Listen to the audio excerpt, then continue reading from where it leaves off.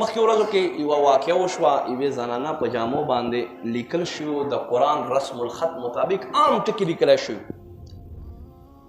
نو خلکو وی تعلیم حاصل کوي داسې نه چې داسې څوک وینئ په ورونه دانګئ. یاد وساتئ، زه دا وایم د ډېر تعلیم خو موږ نن دې حد ته راوستلو. حروف تهجی الف نه تر یا پورې دې ته حروف تهجی وایي. د دې هم ادب دی. ګورئ دا الله رب کریم داود علیه السلام باندې نازل کړي. نن که موږ یاره څه ضرور دی چې داسې جامې به زه اغوندم چې په هغې باندې لیکل شوي؟ څه ضرور دی؟ بیا دا حروف چې دي زما کم کم اندام سره به ټچ کېږي. اوس که د سعودي په ګټر باندې لیکل شوي نو سعودي ما دپاره دلیل نه دی، ما دپاره دلیل قرآن او حدیث دی چې ګوره شریعت حکم دا دی چې د هر لفظ به ته ادب کوې. ولې چې د هرې ژبې کم یو ټکی وي په هرې ژبې کې د قرآن ترجمه شوی او دا ټکی پکې استعمال شوی دی. موږ مسلمان مهذب او مؤدب خلک یو.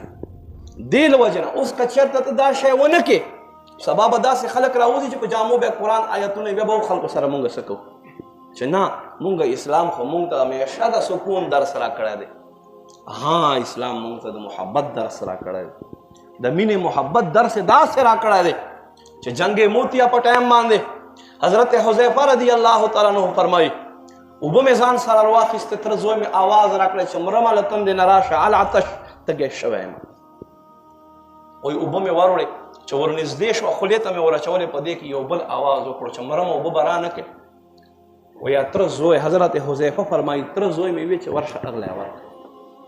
وایي زه اخته ورغم چې اخته مې خولې ته ورښکته کولی، یو بل آواز وکړه چې ماله به لږ اوبه را نه کړې مرم له تندې نه. نو یا بل راته ووایي چې ورشه اخته ډېره تنده ده. وایي چې زه ترخ پورې را رسېدم را منډه مې کړه او خولې ته مې اوبه ورچولې نو درود پرواز کړی، شهید شوی. بل ته راغمه هغه هم له دنیا نه تشریف وړی چې خپل تره زوی ته راغمه نو هغه هم وفات شوی او شهید شوی. اسلام موږ ته دومره خوب درس ته دومره محبت راکوي.